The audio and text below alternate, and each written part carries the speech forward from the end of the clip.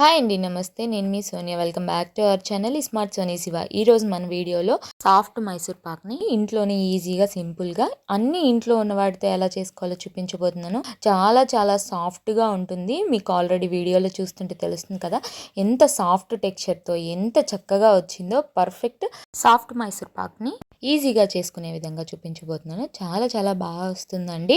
బయట వందలు పోసుకునే కన్నా ఇంట్లో ఉన్న వాడితో ఈజీగా చేసుకోవచ్చు. సో ఇక లేట్ చేయకుండా వీడియోని స్కిప్ చేయకుండా లాస్ట్ వరకు చూసేయండి. మన ఛానల్ని ఫస్ట్ టైం చూస్తుంటే సబ్స్క్రైబ్ చేయండి.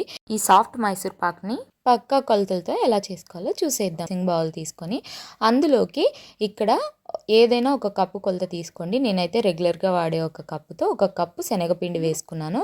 ఇప్పుడు అదే కప్పుతో ఒక కప్పు ఏ ఫ్లేవర్ లేని ఆయిల్ని వేసుకోవాలి. నేనైతే సన్ఫ్లవర్ ఆయిల్ వేసుకుంటున్నాను. అలాగే ఒక హాఫ్ కప్పు దాకా నెయ్యిని కూడా వేసుకోవాలి. మీరు ఇక్కడ నెయ్యితో అయినా చేసుకోవచ్చు కంప్లీట్గా, కానీ నేను ఇక్కడ ఆయిల్ అలాగే నెయ్యి కలిపి చేస్తున్నాను అనమాట. ఇక్కడ మనం ఒక కప్పు శనగపిండికి 1.5 కప్పు దాకా నెయ్యి నూనె తీసుకున్నాం అనమాట. సో 1.5 కప్పు పడుతుంది. ఇప్పుడు వీటన్నిటిని లంప్స్ ఏమీ లేకుండా చక్కగా ఇలా నేను వీడియోలో చూపించిన విధంగా కలిపేసుకొని పక్కన పెట్టుకోవాలి. ఇప్పుడు ఒక బౌల్ తీసుకొని అందులోకి నెయ్యితో చక్కగా అంతా కూడా రాసుకోవాలన్నమాట. నెయ్యితో గ్రీస్ చేసుకోవాలి. ఎందుకంటే మనం మిల్క్ మైసూర్ పాక్ వేసుకుంటాం అనమాట ఈ బౌల్లో, అందుకని ముందుగా రెడీ చేసి పక్కన పెట్టుకోవాలి. ఇప్పుడు ప్రాసెస్లోకి వెళ్ళిపోదాం. స్టవ్ మీద ఒక బాండీ పెట్టుకోండి. ఆ బాండీలోకి ఏ కప్పుతో శనగపిండి తీసుకున్నామో అదే కప్పుతో 1.5 కప్పు దాకా పంచదారని వేసుకోవాలి. పంచదారని వేసుకున్న తర్వాత అదే కప్పుతో 3/4 కప్పు దాకా వాటర్ని కూడా యాడ్ చేసుకోండి. అంటే 3/4 కప్పు నీళ్ళని వేసుకోవాలి. వేసుకున్న తర్వాత స్టవ్ని మీడియం ఫ్లేమ్లో పెట్టుకొని పంచదార కరిగేంత వరకు కలుపుకుంటూ కరిగించుకోవాలి. పంచదార చక్కగా ఈజీగానే కరుగుతుందండి. మీడియం ఫ్లేమ్లో పెట్టి కరిగించుకుంటే చక్కగా ఇలా కరిగిపోయి ఇలా బబుల్స్లా ఫామ్ అవుతాయి. ఇప్పుడు ఒక 2 నిమిషాల పాటు ఇలాగే మీడియం ఫ్లేమ్లో పెట్టి పంచదారని మరిగించుకుంటే మనకి తీగ పాకం అనేది వస్తుంది. నేను వీడియోలో చూపిస్తున్నాను చూడండి. ఇలా మనకి ఈ పాకం అనేది ఇలా తీగలాగా ఫామ్ అవ్వాలన్నమాట. ఇలా తీగ పాకం వచ్చిన తర్వాత ఇప్పుడు మనం ముందుగా కలిపి పెట్టుకున్న శనగపిండి మిశ్రమాన్ని ఈ పాకంలోకి మొత్తం కూడా ఒకేసారి వేసేసుకోవాలి. ఇలా వేసేసుకున్న తర్వాత స్టవ్ని మీడియం ఫ్లేమ్లోనే ఉంచుకొని కలుపుకుంటూ ఉడికించుకోవాలి. మనకి ఈ పాకంలోకి ఈ శనగపిండి మొత్తం కలిసే విధంగా కలుపుకోవాలి. ఇలా కలుపుకుంటూ ఉంటున్నప్పుడు ఇలా చూడండి పక్క నుంచి ఉడుకు పడుతుందన్నమాట. ఇలా ఉడుకు పట్టడం స్టార్ట్ అయిన తర్వాత స్టవ్ని సిమ్లోకి మార్చేసుకోవాలి. ఇప్పుడు అసలు మీడియం ఫ్లేమ్లో కానీ హై ఫ్లేమ్లో కానీ పెట్టకూడదు. ఓన్లీ సిమ్లో పెట్టుకొని ఇలా కలుపుకుంటూ ఉడికించుకోవాలి. ఇలా కలుపుకుంటూ ఉడికించుకుంటే మనకి కలర్ చేంజ్ అవుతూ ఇదిగో చూడండి ఒక 5-10 నిమిషాలకి ఇలా నురగలాగా ఫామ్ అవుతుంది. నురగలాగా ఫామ్ అయిన వెంటనే స్టవ్ ఆఫ్ చేసేసుకొని కలుపుకుంటే నురగ మొత్తం పోతుందన్నమాట. ఇప్పుడు ఈ బౌల్ని పక్కకు తీసేసుకొని మనం ముందుగా నెయ్యి రాసుకొని పెట్టుకున్నాం కదా ఒక గిన్నె, ఆ గిన్నెలోకి ఈ మిశ్రమం మొత్తాన్ని కూడా ట్రాన్స్ఫర్ చేసేసుకోవాలి. ఇలా మొత్తాన్ని కూడా ట్రాన్స్ఫర్ చేసేసుకున్న తర్వాత చక్కగా అంతా కూడా ఒక స్పూన్ సహాయంతో ఈక్వల్గా ఇలా స్ప్రెడ్ చేసేసుకోవాలి.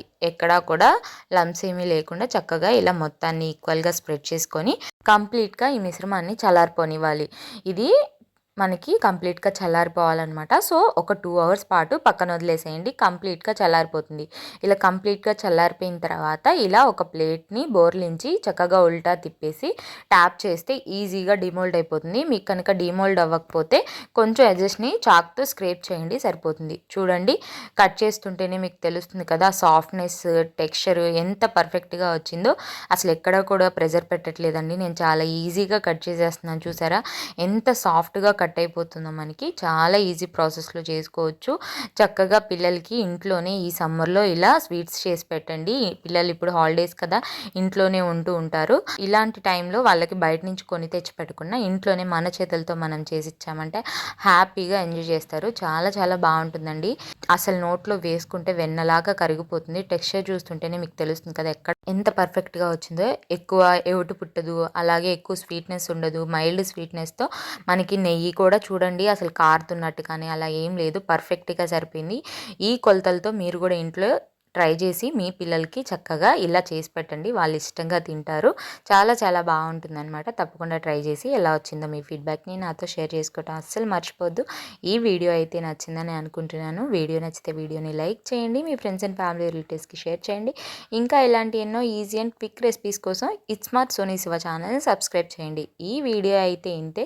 మరొక మంచి వీడియోతో మళ్ళీ మీ ముందుకు వచ్చేస్తాను. అంతవరకు సెలవు. Bye all. Thanks for watching.